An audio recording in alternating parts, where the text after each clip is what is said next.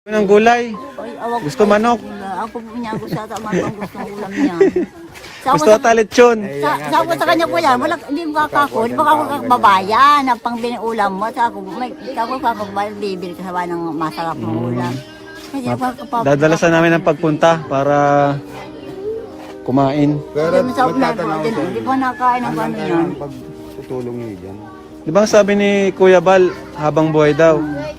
Oo nga daw. O habang buhay yan. Kung kasi ako ang nahiya sa inyo. Nahiya ka na? Ba't ka nahiya? Kasi yung ganyan na tutulungan ninyo yan. Kung malaman ninyo ng ibang tao, ako ang mali.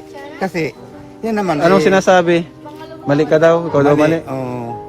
Tulad nung may nagpunta dito pastor, baga yung pastor, ano? Oh, anong sabi Ako sa'yo? akong nahiya. Bakit? Kasi mga parhindot kaya, no?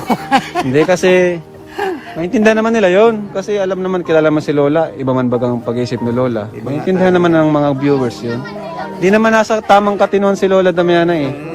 Sabi ni Kuya Bala, sira ng to. Siyempre yung huling nasa alala niya, siguro yun yung mga naalala niya. So po, Alzheimer's ay.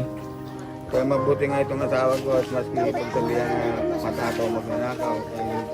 Di naman kami niniwala doon kasi alam naman natin yung Alam naman namin yung totoo. yung sitwasyon ni Lola baga.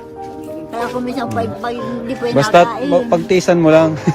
Sinabihan ko lang pa, Kuya Ram, titisan ko lang kung ano sabihin niyan. O ayan, huwag nang Ano patulan. po masasabi niyo sa mga viewers na nagsasabi sa inyo na ano? Ay, yung nag-vlog nung una na yung mga apo. si Palma, taga Paracali, yung mga kaibigan din Kuya Bala, sabi nagbigay din daw. Sabi daw sa ano, matapang daw sa nanay.